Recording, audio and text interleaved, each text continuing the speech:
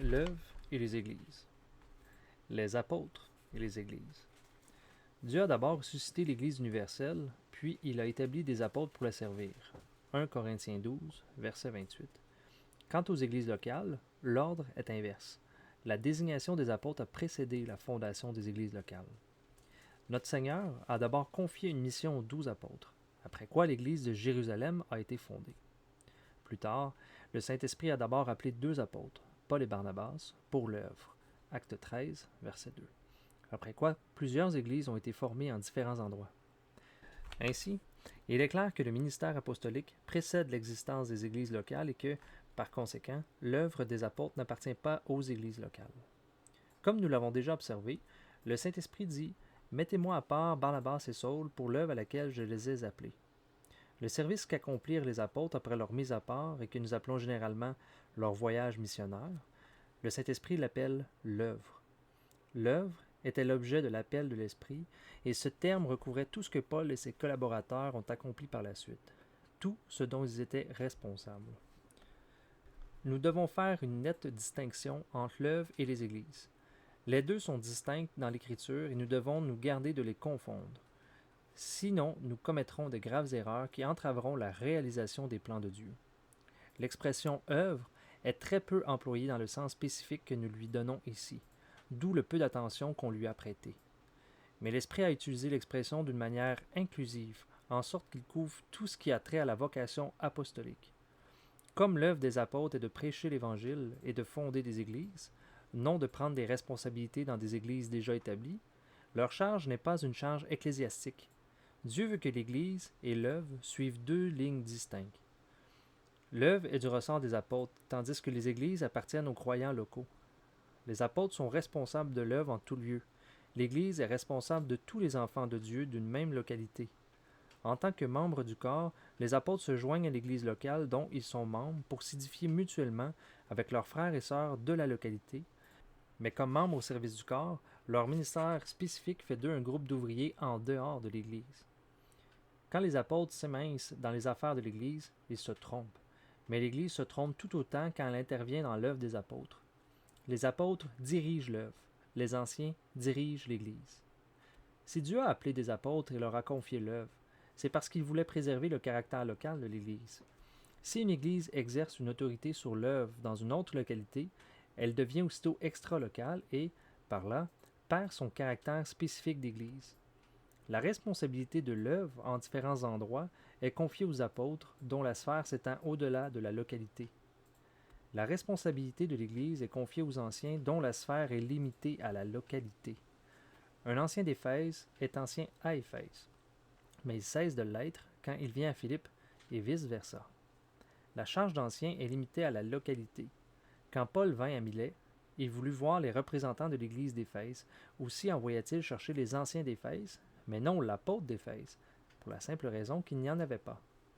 Les apôtres appartiennent à différents endroits, non à un endroit seulement, tandis que la sphère des anciens est strictement locale, et c'est pour cela qu'ils ne prennent aucune responsabilité au-delà de la localité où ils vivent. Chaque fois que l'Église essaie de gouverner l'œuvre, elle perd son caractère local. Chaque fois qu'un apôtre essaie de gouverner une Église, il perd son caractère extra-local. La responsabilité spirituelle et la charge de diriger. De même que les apôtres ont à l'égard de l'Église une responsabilité spirituelle, mais non la charge de la diriger, de même les anciens et l'Église entière ont une responsabilité spirituelle à l'égard de l'œuvre, mais n'ont nullement à assumer sa direction. Il est bon que l'Église locale cherche à aider les apôtres dans leur œuvre, mais ce n'est pas pour elle une obligation. Il y a une grande différence entre la responsabilité spirituelle et la charge de diriger. En ce qui concerne cette dernière, certaines tâches peuvent être prescrites comme un devoir, mais en matière de responsabilité spirituelle, il n'y a aucune règle d'obligation. Par conséquent, une négligence à l'égard d'une telle responsabilité ne peut être considérée comme un manquement dans le service, mais comme l'indice d'un état spirituel déficient. Pour ce qui est de la direction de l'œuvre, la charge en incombe aux apôtres. Si l'Église n'assume pas sa responsabilité spirituelle, il se peut que les apôtres aient des difficultés qu'ils ne devraient pas avoir à supporter, tandis que l'Église en souffrira spirituellement. D'autre part, la charge de diriger l'Église repose sur les anciens. Par conséquent, les apôtres ne devraient prendre aucune initiative dans ce domaine. Ils peuvent et doivent aider l'Église de leurs conseils et de leurs exhortations. Si les croyants de la localité sont spirituels, ils recevront cette aide de bonne grâce, mais si, par manque de spiritualité, ils dédaignent l'assistance que leur offrent les apôtres, leur manquement est d'ordre spirituel, mais n'enfreint aucune règle, et les apôtres ne peuvent rien faire d'autre que de les laisser agir comme ils l'entendent. Les représentants du ministère du corps, des individus, non des églises. Dieu a une raison précise pour confier l'œuvre à des individus, les apôtres, et non aux églises locales. Mais avant d'aborder ce sujet, examinons la différence fondamentale qui existe entre les activités d'une église en tant que corps et les activités d'un frère en tant qu'individu. Entrer dans les affaires en ouvrant par exemple un restaurant ou un hôtel peut être tout à fait normal pour un ou plusieurs frères, mais pour une église, c'est tout à fait illégitime. Ce qui peut être parfaitement admis pour des frères en tant qu'individus n'est pas nécessairement admissible pour une église en tant que collectivité. Les affaires des églises consistent dans le service mutuel de leurs divers membres, comme l'organisation de réunions pour la fraction du pain, l'exercice des dons spirituels, l'étude de la parole, la prière, la communion fraternelle et la prédication de l'Évangile. L'œuvre, par contre, se situe en dehors de la sphère de quelques églises que ce soit. Elle est la responsabilité d'individus, toutefois pas seulement en tant qu'individus. Nous ne trouvons dans l'Écriture aucun précédent qui justifie la fondation par une église d'œuvre, telle que des hôpitaux ou des écoles, ou même quelque autre chose de plus précisément spirituel comme des missions étrangères. Il est tout à fait juste qu'un ou plusieurs membres d'une église dirigent un hôpital, une école ou soient responsables d'une œuvre missionnaire. Mais il n'en va pas de même pour une église en tant que collectivité. La raison d'être d'une église, c'est l'entraide mutuelle dans une localité, non la prise en charge de l'œuvre en différents endroits. D'après la parole de Dieu, toute l'œuvre incombe personnellement à chacun des frères que Dieu a appelés et envoyés en tant que membres du corps, et non à une Église en tant que corps. La responsabilité de l'œuvre est toujours portée par un ou plusieurs individus. Le point important à noter, c'est que le corps de Christ, considéré sous l'angle du ministère, n'est pas représenté par des églises locales, mais par des individus qui sont les dons que Dieu accorde à son Église. Pour représenter le corps en vue d'exercer son ministère, ce n'est pas une église locale que Dieu choisit, mais certains individus qui en sont les membres, dotés de leurs fonctions propres. Ceci est clairement exprimé dans la dernière partie de 1 Corinthiens, chapitre 12. Dieu n'a jamais envisagé que son œuvre puisse être accomplie sur une autre base que celle du corps, parce qu'en fait, elle est la fonction naturelle du corps de Christ. C'est l'activité qu'exercent, sous la direction de la tête, les membres qui ont reçu des facultés spéciales. L'Église locale représente le corps du point de vue de la vie, et les membres chargés de fonctions le représentent du point de vue du ministère. L'Église locale est appelée à manifester la vie du corps plutôt que le service, tandis que les apôtres, les prophètes et les docteurs, comme tels, sont appelés à manifester le service du corps plutôt que sa vie. Mais qu'il soit bien clair que, par individu, nous n'entendons pas des individus comme tels, mais des membres chargés de fonctions représentant le corps. Dieu n'a jamais approuvé que quiconque adopte dans son œuvre une ligne d'action individualiste. Agir en franc-tireur, sans une coordination convenable avec les autres membres du corps, n'a jamais été une méthode de travail selon Dieu.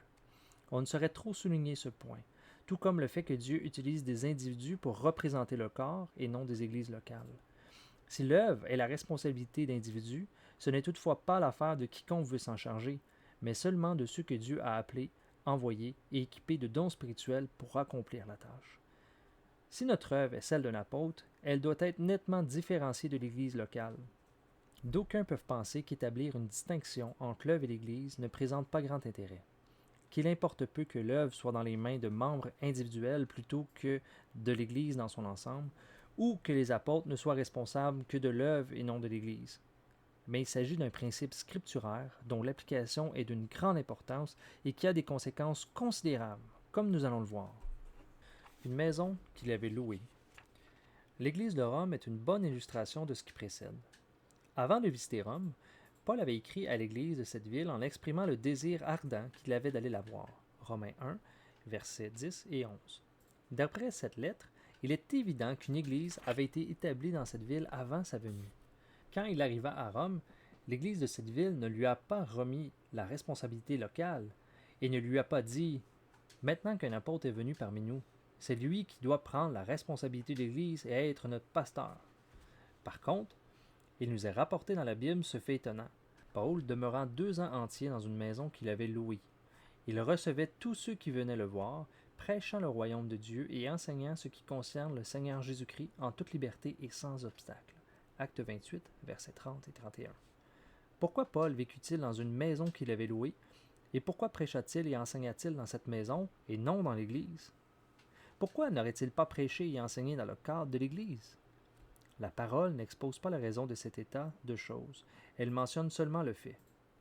Le fait est qu'il loua une maison où il prêcha et enseigna, et c'est assez pour notre gouverne.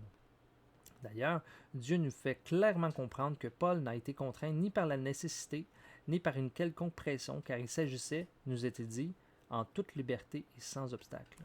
Alors, quelle est la signification de cette location?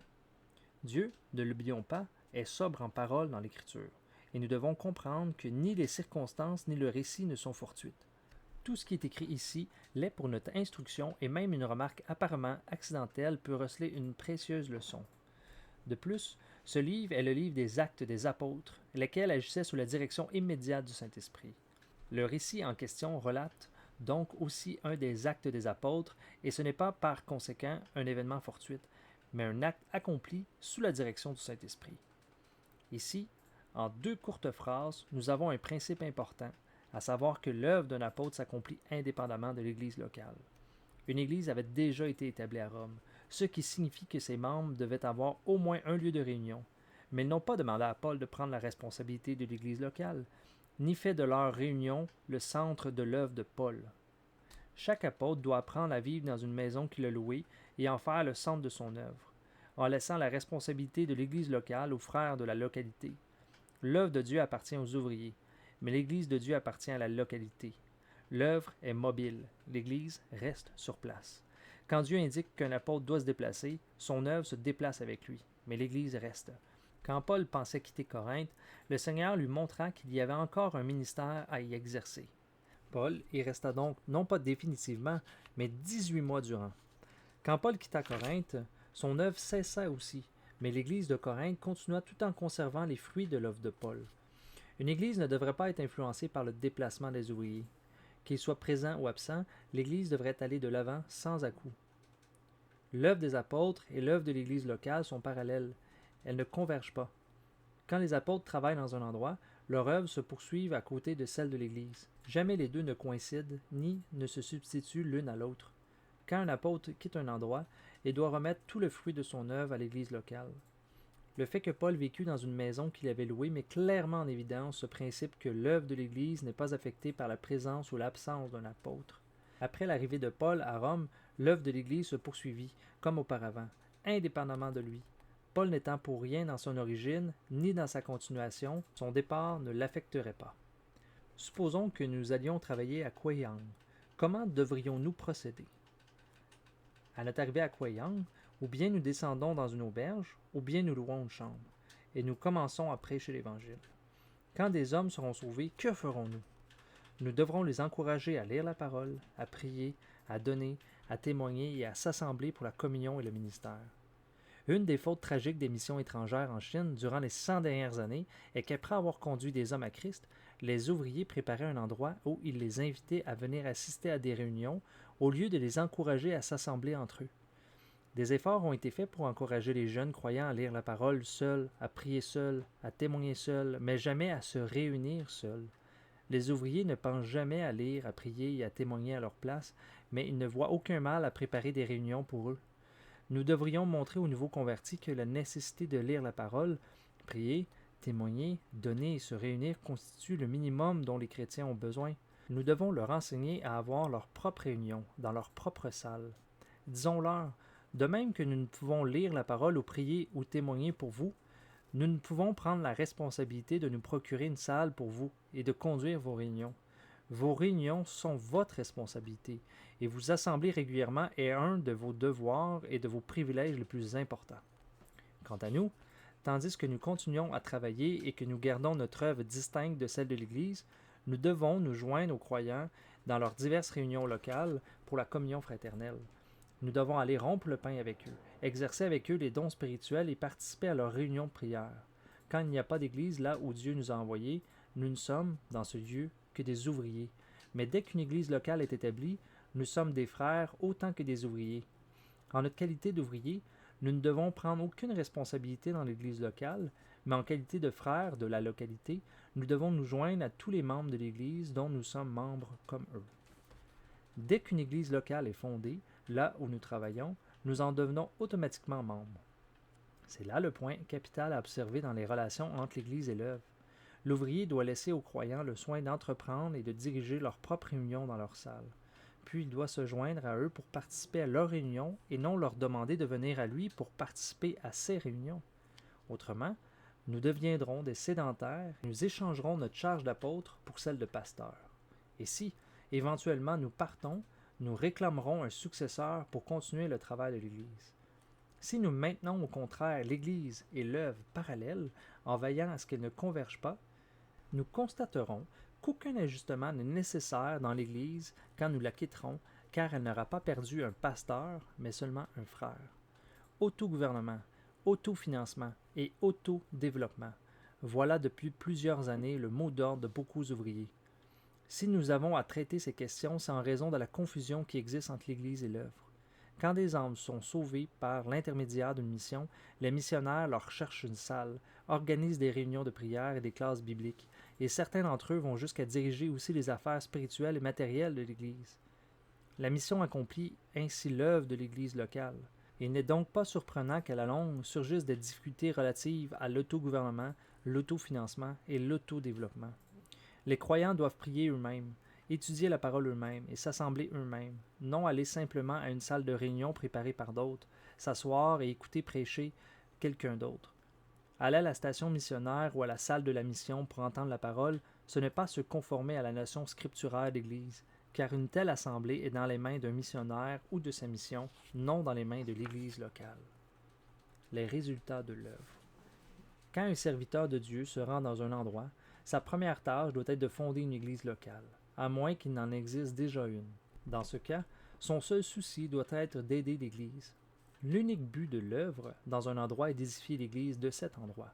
Tout le fruit des travaux de l'ouvrier doit revenir à l'Église pour son accroissement. La raison d'être de l'œuvre dans un endroit, c'est l'Église, et l'Église seule. L'œuvre n'existe pas pour elle-même. Le but de l'apôtre est d'édifier l'Église, non d'édifier son œuvre ou celle du groupe de personnes qui l'a envoyé, quel qu'il soit. D'où provient l'échec des missions actuellement? Elles gardent les fruits de leur travail entre leurs propres mains.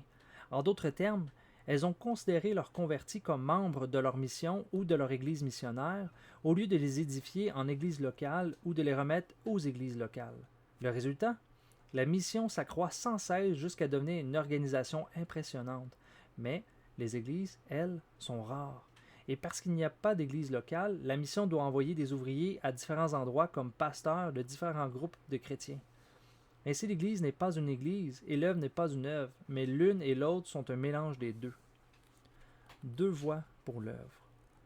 Un apôtre doit aller travailler dans un certain endroit si l'Église locale l'y invite ou s'il a reçu personnellement une révélation du Seigneur pour le faire. Dans ce dernier cas, s'il y a une Église dans l'endroit où il est envoyé, il peut lui écrire pour annoncer sa venue, comme Paul l'a fait aux églises de Corinthe et de Rome. Le travail d'un apôtre peut donc s'engager selon deux voies. Ou bien une révélation directe de la volonté de Dieu, ou bien une révélation indirecte par l'invitation d'une Église. Partout où il va, l'apôtre doit apprendre à assumer sa propre responsabilité et avoir sa propre demeure. Il peut très bien travailler dans un endroit comme hôte de l'Église locale, mais il ne serait pas juste qu'il impose sa présence et profite de l'hospitalité offerte au-delà d'une certaine période. Si un ouvrier pense rester assez longtemps dans un endroit, il doit avoir son centre de travail à lui et assumer non seulement la responsabilité de sa propre personne, mais aussi toutes les responsabilités en rapport avec l'œuvre. Une église locale doit porter l'entière responsabilité de son propre travail et l'ouvrier l'entière responsabilité du sien. Naturellement, si l'Église est spirituelle, ses membres reconnaîtront leur responsabilité spirituelle et seront prêts à apporter un secours matériel pour que l'œuvre de Dieu puisse aller de l'avant. Mais l'ouvrier ne doit pas penser que ce soit un dû. Quand un apôtre arrive dans un endroit où une église locale existe déjà, il ne doit jamais oublier qu'il n'a sur elle aucune autorité. S'il désire travailler dans un endroit où l'église locale ne le souhaite pas, tout ce qu'il peut faire, c'est de passer dans une autre localité. L'Église a toute autorité pour recevoir ou refuser un ouvrier. Quand bien même l'ouvrier en question aurait été utilisé par Dieu pour fonder l'Église qu'il rejette, il ne peut pour autant revendiquer une quelconque autorité dans cette Église. S'il sait d'une manière indubitable que Dieu l'a conduit à travailler dans cet endroit, où l'Église locale refuse de l'accueillir et persévère dans son attitude, il doit néanmoins obéir au commandement de Dieu et passer outre à la décision de l'Église. Mais il ne doit pas rassembler les croyants autour de lui, ni former une Église séparée pour cela. Quand bien même l'Église locale refuserait de le recevoir et le priverait de sa bienveillante coopération, ou lui manifesterait même son opposition, tous les fruits de ses travaux devront néanmoins aller à cette Église. Toute l'œuvre accomplie pour Dieu a pour seul but l'accroissement et l'édification des églises locales. Qu'elles accueillent l'apôtre ou qu'elles le rejettent, elles bénéficient également du fruit de son travail. Si nous sommes vraiment conduits par Dieu, nous pouvons faire confiance à Dieu pour nous ouvrir certainement les portes. Si une Église nous reçoit, louons-le. Sinon, attendons-nous à lui en toute confiance, persuadés qu'il ouvrira les portes closes pour que ces vérités soient reçues. Si Dieu n'enlève pas lui-même les obstacles sur notre chemin, il nous faut demeurer tranquillement où nous sommes et ne pas recourir à des moyens naturels qui feraient certainement de grands ravages dans l'Église de Dieu. Les ministères spécifiques de la parole. Tous les serviteurs de Dieu sont engagés dans le ministère d'édification du corps de Christ, mais il ne s'ensuit pas que tous les ministères soient identiques. Chacun suit sa propre ligne de service. À maintes reprises, Dieu a suscité quelques témoins ou groupes de témoins leur donnant une lumière nouvelle sur sa parole pour qu'ils puissent lui rendre un témoignage spécial à l'époque où ils vivaient et dans leurs circonstances particulières. De tels ministères sont nouveaux, spécifiques et ils sont précieux pour l'Église. Mais nous devons bien garder à l'esprit que si Dieu confie à un homme un ministère particulier relatif à certaines vérités, ce croyant ne doit pas faire de son ministère particulier ou de sa ligne de vérité particulière la base d'une nouvelle Église. Aucune Église séparée ne doit être fondée pour porter un témoignage à part. L'œuvre de Dieu n'autorise pas l'établissement d'une Église pour la propagation d'un enseignement particulier. Elle ne connaît qu'une sorte d'Église, l'Église locale. Quand Dieu a suscité un ministère particulier pour répondre à un besoin particulier dans son Église, quelle doit être l'attitude du serviteur? Chaque fois qu'une nouvelle vérité est proclamée, elle fait des adeptes. Le serviteur à qui Dieu a accordé une lumière nouvelle sur sa vérité doit encourager tous ceux qui reçoivent cette vérité à grossir les rangs de l'Église locale et non les ranger sous sa bannière. Autrement, les Églises seront faites pour servir le ministère et non le ministère pour servir les Églises. Les Églises établies seront les Églises d'un certain ministère et non des Églises d'un certain lieu. La sphère d'une Église n'est pas celle d'un ministère, c'est la sphère de la localité. Partout où l'on se sert d'un ministère pour former une Église se trouve le point de départ d'une nouvelle dénomination. Si le Seigneur tarde à venir et si ses serviteurs lui restent fidèles, il suscitera certainement de nouveaux ministères de la parole. Il révélera des vérités spéciales pour répondre aux besoins spécifiques de ses enfants. Parmi les auditeurs, certains contesteront ces vérités, d'autres les rejetteront et d'autres les condamneront. Il s'en trouvera aussi qui seront bien disposés à les recevoir. Quelle doit être l'attitude des serviteurs de Dieu? Ils doivent être pleinement convaincus qu'il ne peut y avoir qu'une Église en un lieu donné et que toute vérité doit servir à l'enrichissement de cette Église. Si, dans une Église locale, plusieurs personnes reçoivent leur enseignement, elles doivent rester dans l'Église. Aucune œuvre de division n'est permise dans l'Église locale. Ceux qui reçoivent la vérité peuvent utiliser leur enseignement et leur pouvoir spirituel pour aider leurs frères dans l'Église, mais ils ne doivent employer aucun moyen susceptible de les diviser pour appuyer la vérité qu'ils ont adoptée. Si nous ne perdons jamais de vue que les Églises de Dieu sont fondées uniquement sur la base de la localité, nous éviterons bien des divisions parmi les enfants de Dieu. Laissez-moi illustrer la relation entre les divers ministères et les diverses églises locales. Un homme est fleuriste, un autre épicier. Pour eux, le moyen le plus sûr de développer leur affaire est de fonder des succursales dans diverses régions. Le fleuriste ouvre une succursale pour vendre des fleurs et l'épicier fera de même pour vendre de l'épicerie. C'est la méthode qu'utilisent les différents serviteurs de Dieu quand ils essaient de fonder des églises selon leur ministère. Le plan de Dieu pour son Église se situe dans une toute autre perspective. Selon ce plan, l'épicier et le fleuriste ne cherchent pas, chacun de son côté, à ouvrir autant de succursales qu'ils le peuvent pour vendre leurs marchandises respectives. Mais l'épicier ou le fleuriste, arrivant quelque part, ouvre un grand magasin à rayons multiples et après l'avoir dûment fondé, Il contribue pour sa part à la marche et au développement du magasin en y apportant ses propres articles, tandis que d'autres commerçants fournissent les leurs au même magasin. Un grand magasin n'est pas spécialisé dans une catégorie d'articles. Il y a des marchandises variées. La pensée de Dieu n'est pas que nous ouvrions plusieurs magasins de fleurs ou d'alimentation, de ceci ou de cela, mais de grands magasins aux multiples rayons. Son plan, c'est que ses serviteurs ne fondent qu'une église locale et y exercent ensuite leurs différents ministères. L'église n'est pas dirigée par un ministère, mais elle est servie par tous les ministères. En tant qu'apôtre, donc, notre première préoccupation en arrivant dans un endroit où il n'y a pas d'église est d'en fonder une. Dès qu'elle est fondée, nous devons chercher à la servir avec le ministère que Dieu nous a confié, quel qu'il soit, puis la quitter. Nous y exerçons notre ministère fidèlement et avec assurance, après quoi, avec la même assurance, nous laissons l'Église ouverte à d'autres ministères. Ceci devrait être l'attitude de tous les serviteurs de Dieu. Nous ne devrions jamais caresser l'espoir que notre enseignement sera le seul accepté par toute l'Église. Jamais la pensée de dominer une Église par notre personnalité ou par notre ministère ne devrait effleurer notre esprit. Nous devons laisser le champ libre à tous les serviteurs de Dieu. Nul besoin de construire un mur de protection autour de notre propre troupeau pour le défendre contre les enseignements des autres. Si nous le faisons, nous agissons comme un pape. Nous pouvons sans crainte compter sur Dieu pour protéger notre ministère et nous devons nous rappeler que, pour le perfectionnement des saints, les différents ministères de tous les serviteurs de Dieu fidèles sont nécessaires. La responsabilité locale repose sur les anciens. C'est à eux de veiller à l'intérêt du troupeau en ce qui concerne les ministères. Les institutions de foi.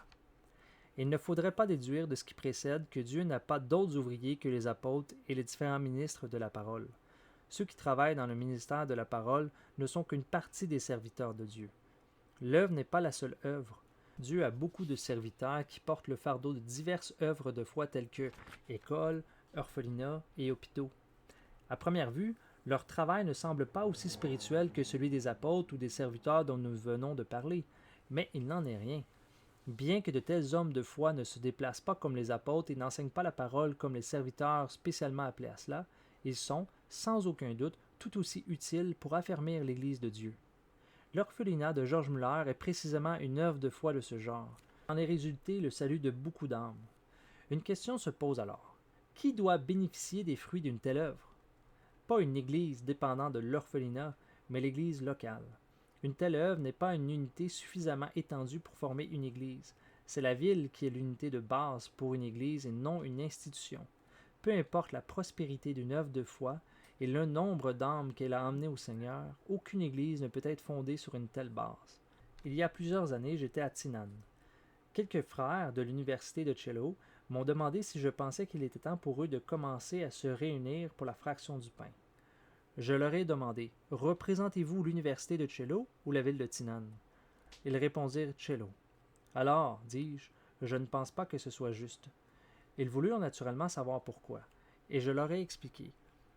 La parole de Dieu autorise la formation d'une église à Tinan, mais non à Cello. La sphère de Cello est trop étroite pour justifier l'existence d'une église à part. Les fruits produits par diverses institutions de foi ne doivent pas être conservés par ces institutions. Ils doivent être remis à l'église locale. Les ouvriers ne doivent pas, sous prétexte qu'ils ont amené plusieurs âmes au Seigneur, penser qu'ils ont sur elles un droit spécial ou une responsabilité particulière à leur égard, et en conséquence les empêcher d'entrer en communion avec les autres croyants de la localité. Si dans le cadre d'une institution chrétienne on se rassemble régulièrement pour la prière, la prédication ou d'autres activités, tout cela ne peut jamais remplacer la communion de l'Église et une telle institution, aussi spirituelle soit-elle, ne peut être considérée comme une Église car elle n'est pas fondée sur la base de la localité qui est celle établie par Dieu. Les chrétiens engagés dans ce genre d'efforts ne doivent pas s'enorgueillir du succès de leur œuvre et penser qu'elle peut tenir lieu d'Église. Ils doivent se joindre humblement à la communauté des autres membres du corps de Christ dans la localité où ils vivent. Les divers ministères que Dieu a donnés n'ont qu'un but, la fondation d'églises locales. Dans sa pensée, il n'existe qu'une seule assemblée autour de laquelle sont ordonnés tous ces plans de grâce, son Église. L'œuvre n'est pas un but en soi, ce n'est qu'un moyen. Si nous regardons notre œuvre comme une fin, alors notre but est en contradiction avec celui de Dieu car le sien c'est l'Église. Nous devons nous souvenir de trois choses. 1. L'œuvre concerne seulement les ouvriers, non les églises, et la sphère d'une œuvre, quelle qu'elle soit, n'est pas assez vaste pour être considérée comme une église. 2. Tous les ouvriers doivent être assez humbles pour n'être dans l'église locale que des frères, des serviteurs de Dieu dans la sphère de leur œuvre, mais de simples frères dans celle de l'Église. 3. Le but de toute œuvre est la fondation d'églises locales. Si nous faisons de notre œuvre la base d'une unité indépendante de croyants, alors nous bâtissons une secte, non une église.